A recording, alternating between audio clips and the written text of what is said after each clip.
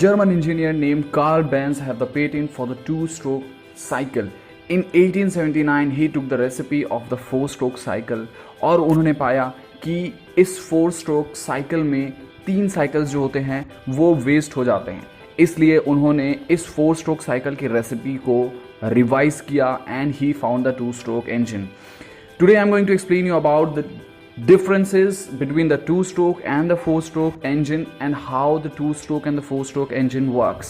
Hi, I'm Arshad and welcome to my channel.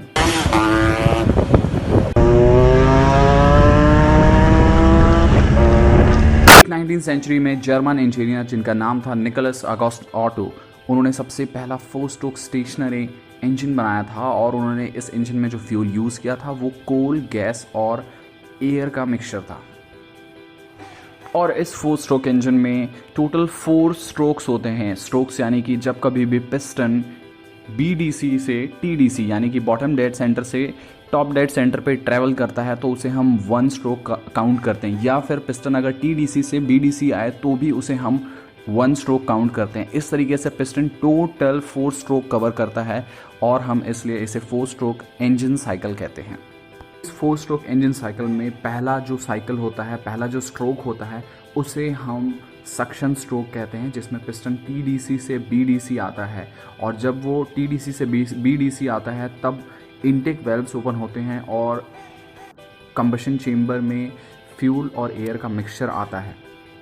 Stroke को हम compression stroke कहते हैं, जहाँ पे पिस्टन BDC से TDC ट्रैवल करता है और जब BDC से TDC ट्रैवल करता है तो इनटेक और एग्जॉस्ट दोनों वेल्व्स क्लोज होते हैं और ये जो एयर फ्यूल मिक्सचर होता है, इस चार्ज को पिस्टन जो है BDC से TDC लेकर जाता है और उसे कंप्रेस करता है।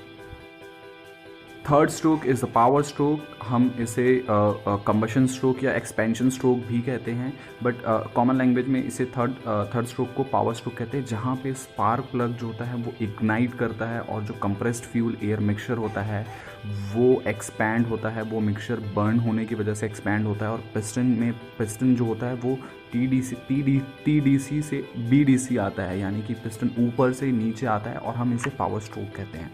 लास्ट और फाइनल स्ट्रोक जो होता है जिसे हम फोर्थ स्ट्रोक कहते हैं, इसे हम एग्जॉस्ट स्ट्रोक कहते हैं, जहां पिस्टन जो होता है वापस BDC से TDC ट्रैवल करता है और जब ट्रैवल करता है तब एग्जॉस्ट वेल्व्स ओपन होते हैं, जहां पे बर्न गैसेस जो होते हैं, जो चार्ज जल चुका होता है उसको वो बाहर निकालता है एग्जॉस्ट वेल्व की तरफ से।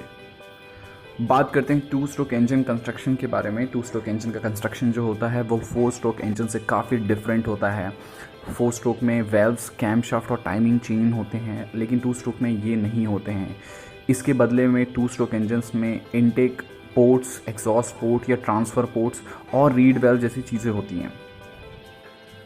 2 स्ट्रोक इंजन में टोटल 2 स्ट्रोक्स होते हैं। पहला स्ट्रोक जो होता है जिसे हम कंप्रेशन स्ट्रोक कहते हैं, उसके साथ साथ वो सक्शन भी करता है। सेकंड स्ट्रोक जो होता है जिसे हम पावर स्ट्रोक कहते हैं, साथ साथ वो एग्जॉस्ट भी करता है। जब कभी पिस्टन जो होता है वो BDC से TDC ट्रैवल करता है, यानी कि वो जब कभी नीचे से ऊपर जाता है वो फ्यूल और चार्ज को कंबशन चेम्बर में कंप्रेस करता है और वो TDC पहुँचाता है। इसी समय वो क्रैंक केस में इनटेक पोर्ट्स के ज़रिए वो और चार्ज भी क्रैंक केस में ले आता है। ये ऐसा इसलिए होता है बिकॉज प्रेशर डिफरेंस जो होता है, प्रेशर डिफरेंस क्रिएट होता है क्रैंक केस चेम्बर में और इनटेक पोर्ट्स के ज़रिए ये चार्ज होता है वो क्रैंक केस में आ जाता है। पिस्टन जैसे ही TDC पहुंचता है वहाँ एक स्पार्क होता है जिससे पिस्टन में सेकेंड स्ट्रोक जनरेट होता है जिसे हम पावर स्ट्रोक कहते हैं और सेकेंड के साथ साथ एग्जॉस्ट भी होता है। वो एग्जॉस्ट इसलिए होता है क्योंकि पिस्टन धीरे धीरे नीचे आता है और क्रैंक केस में प्रेशर डिफरेंस होने की वजह से वो चार्ज जो होते हैं, जो सेकेंड राउंड के जो चार्ज होते हैं, वो चार्ज को वो ऊपर ट्रांसफ़र पोर्ट के ज़रिए भेजता है और जैसे ही फ्रेश चार्ज जो होता है वो कंबशन चेम्बर में आता है, ये एग्जॉस्ट गैस जो होते हैं, जो बर्न गैसेस होते हैं, इसको पुश करता है एग्जॉस्ट पोर्ट की तरफ और एग्जॉस्ट गैसेस जो होते हैं वो बाहर निकल जाते हैं। इस प्रोसेस को हम 2 स्ट्रोक में स्कैवेंजिंग कहते हैं। करते हैं 2 स्ट्रोक इंजन्स और 4 स्ट्रोक इंजन्स के डिफरेंसेस के बारे में। 2 स्ट्रोक इंजन्स में जो पिस्टन यूज़ होता है उसमें सिर्फ और सिर्फ 2 रिंग्स होते हैं, जबकि 4 स्ट्रोक इंजन में जो पिस्टन यूज़ होता है वो उसमें 3 रिंग्स होते हैं, बिकॉज 4 स्ट्रोक के जो पिस्टन्स होते हैं उसमें थर्ड एक एक्स्ट्रा रिंग होता है जिसे हम ऑयल रिंग कहते हैं। टू स्ट्रोक के इंजन्स जो होते हैं वो लाइट होते हैं बिकॉज उसमें बहुत सारे मूविंग और रोटेटिंग पार्ट्स नहीं होते हैं as compare to the four stroke. इसलिए टू स्ट्रोक इंजन्स जो होते हैं वो पावर टू वेट रेशियो जो होता है इनका बहुत ज़्यादा अच्छा होता है as compare to the four stroke engine.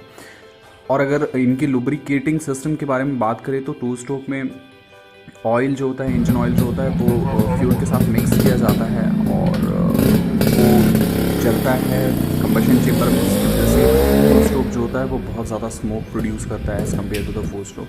जबकि फोर स्ट्रोक इंजन्स जो होते हैं उसमें क्रैंक केस जो होता है वो ऑलरेडी ऑयल के साथ फिल होता है। उनकी लुब्रिकेशन सिस्टम जो होती है वो क्रैंक केस में जो ऑयल होता है उससे होता है।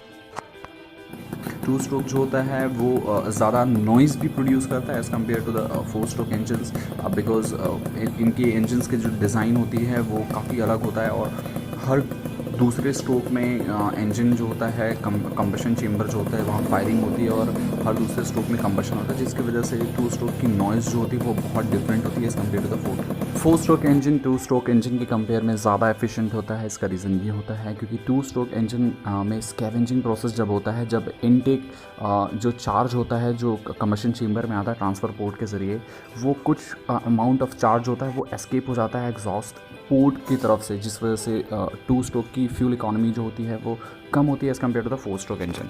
Thank you guys for your love and support on my first video. Thank you so much. जिन्होंने फर्स्ट वीडियो नहीं देखा है वो टू स्ट्रोक और फोर स्ट्रोक के लुब्रिकेशन सिस्टम के बारे में जाके चेक करिए मेरा फर्स्ट वीडियो। और ये वीडियो कैसा लगा है आपको मुझे कमेंट सेक्शन में बताइए। अगर पसंद आया है तो मुझे बताइए और आपका कोई सजेशन है तो आप उसे कमेंट में बता सकते हैं। Thank you so much guys, thank you.